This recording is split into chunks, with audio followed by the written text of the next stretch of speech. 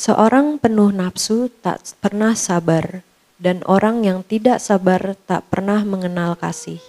Orang seperti itu tidak memahami cinta. Kata sabar pun sekarang disalahgunakan. Sabar ini adalah salah satu nama yang diberikan kepada Tuhan. Dan itu adalah salah satu nama yang terakhir.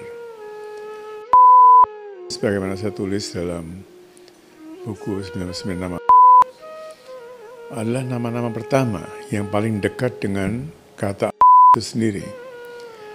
Terakhir, kalau kita membayangkan seperti tasbih atau japmala, kata terakhir adalah. Jadi sabar ini disalahgunakan, sebagaimana juga banyak sekali kata-kata yang disalahgunakan, di mana kita seharusnya mengatakan tunggu sebentar ya. Saya kira kita pernah bahas juga kapannya. Tunggu sebentar ya, just a moment. Berarti saya belum bisa melakukan itu, berikan saya sedikit waktu. Kita mengatakan sabar ya. Ini kata yang salah digunakan. Begitu juga kata emosi misalnya. Cinta adalah emosi, kebencian adalah emosi. Percaya adalah, kepercayaan itu pun adalah emosi karena sedang naik turun juga kepercayaan kita. Kepercayaan kita nggak selalu stabil. Jadi emosi itu bukan cuma marah, tapi kita menggunakan istilah emosi karena untuk marah. Jangan emosi berarti jangan marah. Sabar ya. Sabar ini disalahgunakan juga. Dan jangan lupa, kita boleh nggak tahu maknanya. Tapi makna sabar itu sudah diketahui oleh sekian banyak orang yang tahu bahwa sabar itu salah satu nama Tuhan. Jadi melengket tuh. Kita mengartikan dengan cara kita, maka terjadi konflik.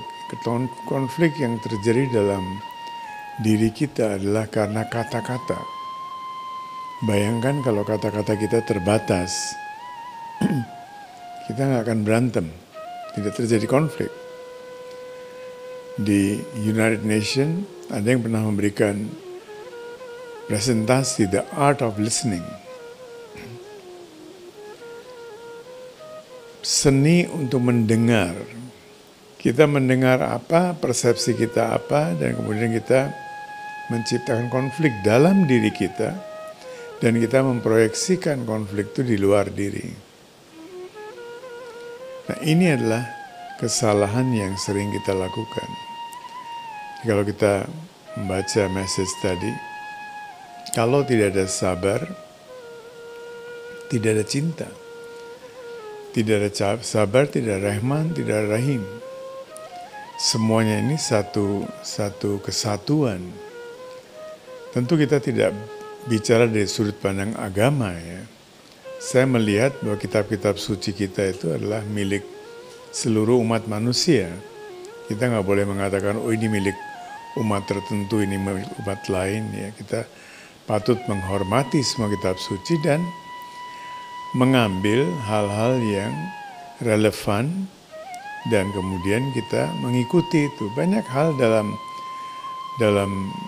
saya tidak akan menyebut nama-nama kitab suci yang lain ya, karena sekarang kita sedang menghadapi masyarakat yang oversensitif, yang tidak tahu apa, harus melakukan apa, maka mencari konflik melulu. Saya tidak melihatnya dari sudut pandang agama tertentu. Tapi dalam semua ajaran itu ada hal-hal yang universal, ada yang kontekstual. Ada yang relevan pada zaman itu, sekarang tidak relevan. Tapi ada juga nilai-nilai yang bersifat universal. Kita harus berpegang pada nilai-nilai itu dan kita baru mengenal cinta, kita baru mengenal kasih dalam pengertian yang sesungguhnya. Ketika kita mengenal apa itu sabar, bagaimana kita bisa bukan menyabar-nyabarkan diri, tapi menjadi sabar. Terima kasih.